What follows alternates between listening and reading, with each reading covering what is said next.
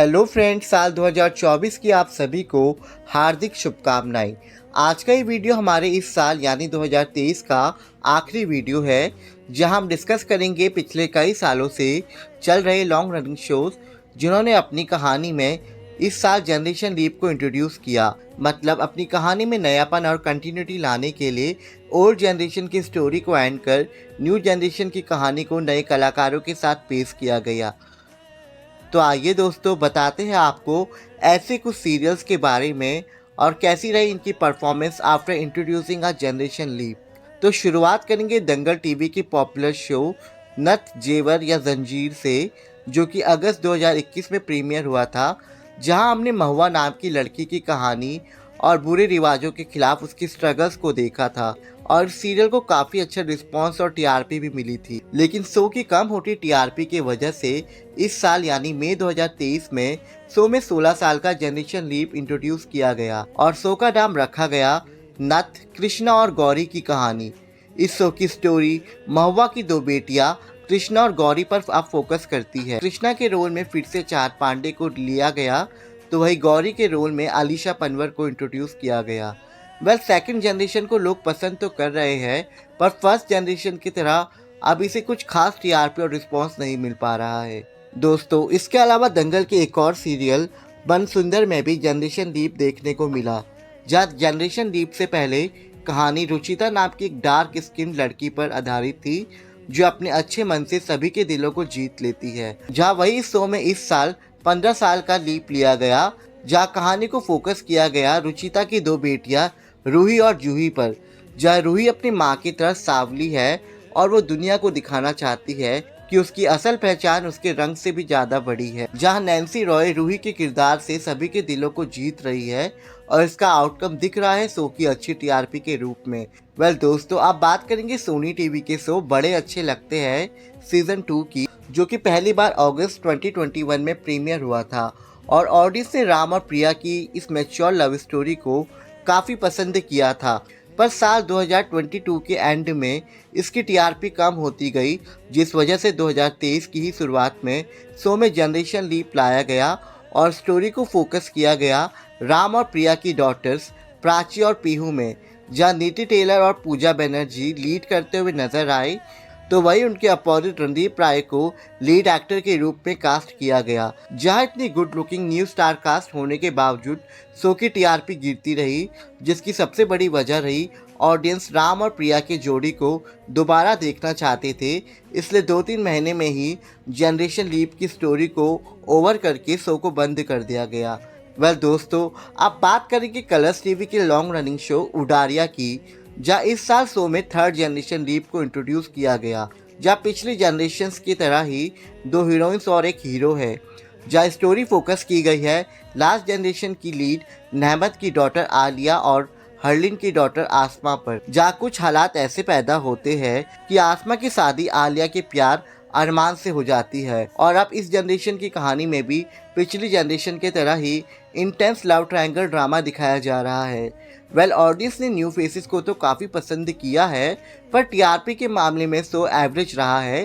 तो दोस्तों, अब आ गए हम जी टीवी पर, जिनके 3 शोज में जनरेशन लीप को इंट्रोड्यूस किया गया।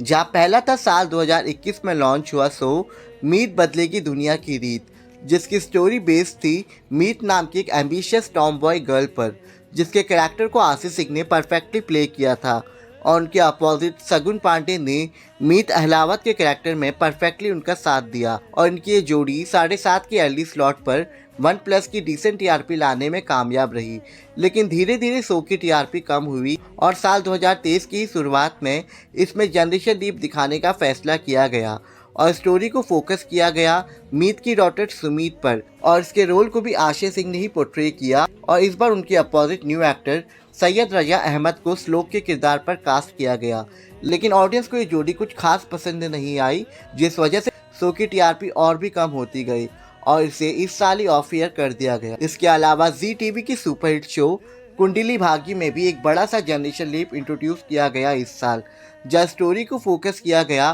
प्रीता के दो बेटे शौर्य और राजवीर पर, जहाँ शौर्य के रोल में बासिर अली नजर आए तो वही पारस कलनावत ने राजवीर के किरदार को पोर्ट्रे किया और इनके अपोजिट एक सोलो फीमेल कैरेक्टर डॉक्टर पलकी को इंट्रोड्यूस किया गया, जिसे निभा रही है अभिनेत्री सना सैयद। जहाँ शो के तीनों न्यू लीड्स को ऑडियंस का काफी प्यार मिल रहा है, जिस वजह से शो डिसेंट 1.5 से लेकर 1.9 की टीआरपी के बीच चल रहा है और ये शो आज भी चैनल का नंबर 1 शो बना हुआ है। इसके अलावा जी का ओल्डेस्ट सीरियल यानी 2014 में लॉन्च हुआ कुमकुम भाग्य ने भी इस साल थर्ड जनरेशन लीप को इंट्रोड्यूस किया, जहाँ रांची शर्मा ने एस पूर्वी और अबरार काजी ने एस राजवंश नई कहानी की कमान को संभाला और इनके साथ ही शो में प्राची और रणबीर के सेपरेशन ट्रैक को भी रखा गया। लेकिन जनरेशन लीप जब से शो में इंट्रोड्यूस किया गया है, शो की टीआरपी काफ़ी लो हो चुकी है और अब तक इसमें कोई भी खास इम्प्रूवमेंट नहीं दिख रहा है, जिस खातिर कुमकुम भाग्य को शायद इस साल या तो न्यू टाइम स्लॉट दिया जाएगा या इसे ऑफ एयर कर दिया जाएगा। वेल दोस्तों, फाइनली बात करेंगे स्टार प्लस की शोज की,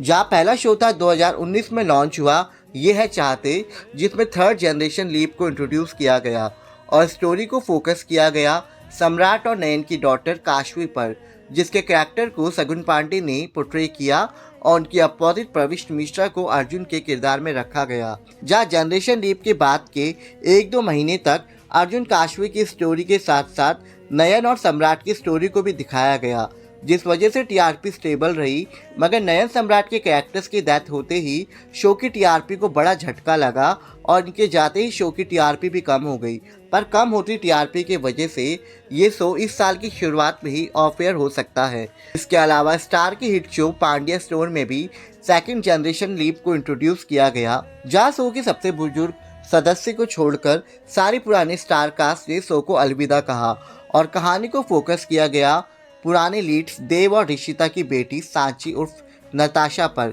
जिसके कैरेक्टर पर दिखी न्यू एक्ट्रेस प्रियांशी यादव और उसके अपोजिट रोहित चंदेल एस धवल मकावना के किरदार को ऑडियंस काफ़ी पसंद कर रही है। जनरेशन लीप के बाद शुरुआत में कुछ वीक शो को स्ट्रगल करना पड़ा था, लेकिन फिलहाल शो की टीआरपी 2.0 की हेल्दी रेटिंग तक पहुंच चुकी है। वेल, इसके अलावा स्टार प्लस का थर्ड शो था इमली, जिसमें थर्ड जनरेशन लीप को इंट्रोड्यूस किया गया और शो की कहानी इमली की तीसरी पीढ़ी यानी कि ओरिजिनल इमली की ग्रैंड डॉटर इमली पर फोकस की गई है, जहाँ इस रोल में आद्रिजा रॉय सभी के दिलों को जीत रही है और उनके अपोजिट साई केतन राव को अगस्ती के कैरेक्टर में काफ़ी ज़्यादा पसंद किया जा रहा है। जहाँ जनरेशन लीप के कुछ वीक्स तक ही शो की टीआरपी 1.6 में अटकी रही, लेकिन धीरे धीरे इमली और अगस्ती की जोड़ी दर्शकों को कुछ इस तरह से रास आई कि शो की करंट टीआरपी 2.1 प्लस की रेटिंग्स को गेन कर रही है। इसके अलावा स्टार प्लस की सुपरहिट शो ये रिश्ता क्या कहलाता है में भी फोर्थ जनरेशन लीप को इंट्रोड्यूस किया गया और स्टोरी को फोकस किया गया अक्षरा और अभिनव की डॉटर अभीरा पर, जहाँ अभीरा के कैरेक्टर पर समृद्धि शुक्ला को इंट्रोड्यूस किया गया और उनकी अपोजिट में अरमान के रूप में उनका साथ देते हुए शहजादा सिंह धामी नजर आ रहे हैं। जहाँ अभीरा का मस्त मौला नटखट अंदाज ऑडियंस को काफ़ी पसंद आ रहा है। जहाँ जनरेशन लीप के बाद शो की टीआरपी 1.3 से 1.4 तक चले गई थी, मगर बाद में अपनी स्टोरी लाइन की वजह से शो ने कुछ ऐसी रफ्तार पकड़ी कि 2023 के लास्ट वीक में 2.3 की बढ़िया टीआरपी के साथ ये शो टॉप 3 में बना हुआ है। और इसके अलावा फाइनली एक बड़ा जनरेशन लीप देखने को मिला स्टार प्लस की सुपर सक्सेसफुल शो गुम है किसी के प्यार में पर, जहाँ पुराने लीड साई और विराट ने दर्शकों को अलविदा कहा और शो की आफ्टर जनरेशन लीप की स्टोरी फोकस की गई साई विराट की डॉटर सवी पर, जिसके किरदार को निभाते हुए नजर आ रही है भाविका शर्मा और उनके अपोजिट हीरो ईशान के कैरेक्टर में दिख रहे हैं टीवी के सुपरस्टार